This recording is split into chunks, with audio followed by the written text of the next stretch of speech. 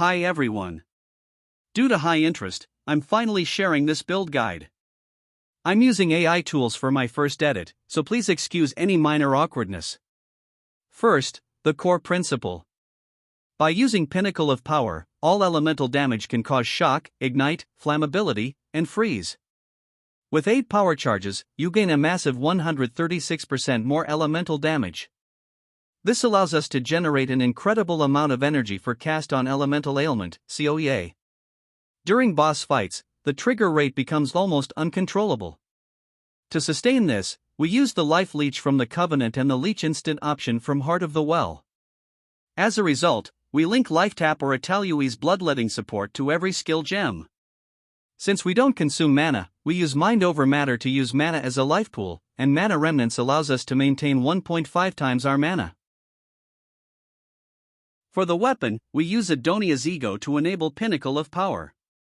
Focus on +3 to level of all spell skills, increased cast speed, and maximum mana.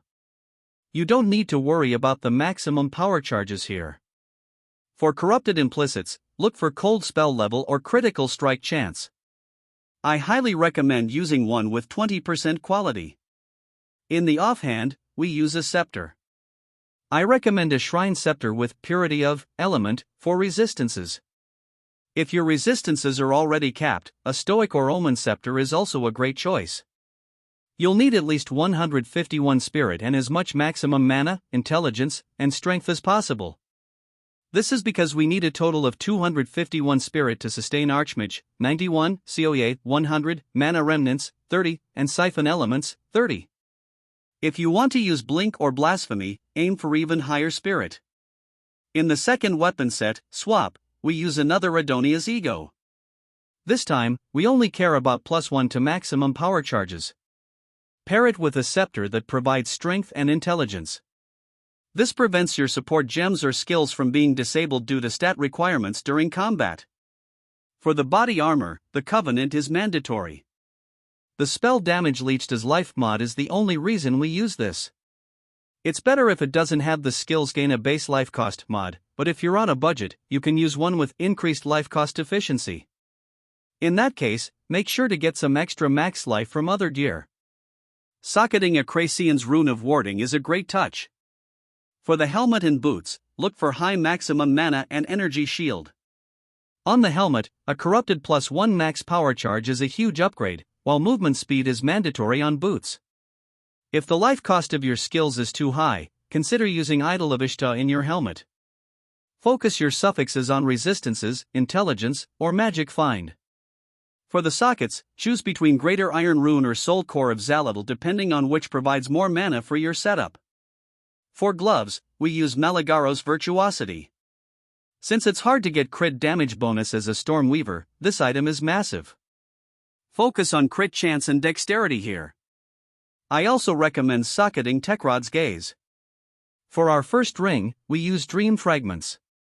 I personally use it for the cannot be chilled or frozen utility. However, if you don't need those things, you can replace this with a well-rolled rare ring. For the second ring, try to stack #% increased maximum mana and # to maximum mana as high as possible. For suffixes, look for resistances, intelligence, or magic find. Increased cast speed is also a QOL stat if you can find it. On your amulet, again, prioritize #% increased maximum mana and # to maximum mana. If you want to use skills like Blink or Blasphemy, you should pick up the extra spirit here. Otherwise, you can focus on maximum life or maximum energy shield. For the suffixes, look for resistances, crit chance, all attributes, or cast speed. +1 to level of all spell skills is an incredible mod for damage, but it's very expensive, so don't worry if you can't afford it yet. Getting it will significantly boost your power. Finally, for the belt, you can use Headhunter, Ingenuity, or a well-rolled rare belt. For a rare belt, just focus on maximum life, maximum mana, and resistances. Now for the passive tree. First, we take Eldritch Battery. This is exactly why we stacked Energy Shield on our gear. Since we use life for skill costs, we can effectively bypass Eldritch Battery's double mana cost penalty. We also take Mind over Matter, which I explained earlier. Place the Against the Darkness jewel in the center socket here. It affects 12 small passive nodes in range. Use this to cap your resistances and gain extra maximum mana. One of our most important nodes is Heavy Frost. Since we use multiple elemental damage types, specific penetration nodes are inefficient. Thanks to Pinnacle of Power, we freeze enemies very easily. With Heavy Frost, we can completely ignore elemental resistances on frozen enemies. The rest of the points were invested into AoE, remnant-related nodes, and nearby critical strike chance for consistency. I'm not a professional builder, so feel free to optimize the tree to your liking. Passive Set 2, the Adonia trick. In Passive Set 2, the Infusion of Power node is crucial. This is the core trick that allows us to use Adonia's ego without its massive resistance penalty. Since you only gain power charges while this passive is active, you don't suffer from the penalty during normal gameplay. Also, there seems to be a useful interaction where if you allocate maximum power charge nodes in Set 2 and swap back to Set 1, the charges are maintained. So, I've allocated all maximum power charge nodes in Set 2. Remaining points go into Frozen Limit to generate power charges more comfortably. For the remaining sockets, one must have Heart of the Well. The % leech as instant mod is mandatory. For other mods, look for skill effect duration, chance to inflict ailments, or cast speed. For the last rare jewel, aim for 2 lines of critical strike chance, along with magnitude of ailments, AoE, or skill effect duration. Ascendancy. For the Ascendancy, we take Refracted Infusion, Storm's Recollection, and Multiplying Squalls. Since this build generates so many remnants, Storm's Recollection provides massive utility. Skills and Gems. For Elemental Storm, I link Life Tap and Arbiter's Ignition. Arbiter's Ignition is incredibly strong. The remaining slots are filled with Lightning Mastery and Exposure for extra utility, though to be honest, they don't seem to make a huge difference. Make sure Pinnacle of Power is in your Slot 1 main set, not the Swap Set 2. Link it with Heightened Charges, Prolonged Duration, and Life Tap. When Heightened Charges procs, you can decimate the entire map. Especially before a tough boss, keep casting it until it procs to see an overwhelming number of comets. Also, link Purity of Element with its corresponding mastery for an extra +1 to resistance. For life remnants, use Harmonic Remnants and Katal's Rejuvenation. These are the easiest remnants to gather, making it easy to maintain Katal stacks. With Harmonic Remnants and Lightning Mastery, it makes the gameplay much smoother as you don't have to micromanage infusions during mapping. Ice Nova is our primary mapping skill. Pinpoint Critical is the only mandatory support, the rest is entirely up to your preference. I personally use Rekiata's Flow and Italui's Bloodletting to ensure every pack is one shot. I also use Astral Projection, which allows me to cast from a distance, significantly increasing survivability. If your current gear isn't strong enough to freeze rare monsters in one hit, I highly recommend using the Freeze Support Gem. The goal is to clear trash mobs instantly and freeze rares in a single cast. Once you achieve that, focus on whatever makes your gameplay more comfortable. To be honest, I recently needed some Divine Orbs urgently, so I sold my Rekiata's Flow. That's why you don't see it in the current setup. But even without it, the build performs well. Cast on Elemental Ailment. Link Comet, Living Bomb, Zenith 2, Life Tap, and Pinpoint Critical. You can use Ixchel's Torment or Uhtred's Augury instead of Zenith. If you swap Living Bomb for Spell Cascade, the number of comets will be insane. For Firestorm, I Zenith 2, Pinpoint Critical, Overabundance 2, Zarika's Refrain, and Life Tap. For movement, Blink with that series Impatience is amazing.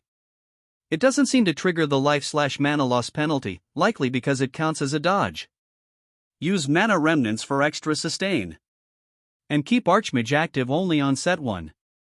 Playstyle. Here is how to pilot this build. When you enter a map, cast Frost Bomb to gain Cold Infusion. Cast Firestorm to generate your power charges. Once you have the charges, swap back to Set 1 and activate Pinnacle of Power. Now you are ready. Use Ice Nova for general mapping, and drop Firestorm for bosses or Abyss. Make sure to swap and refresh your power charges before Pinnacle of Power expires. You should activate both skill 1 and 2 for all your skills, with the exception of Archmage. But never use skills in set 2 except for generating charges. Doing so will trigger the Adonia resistance penalty and kill your damage.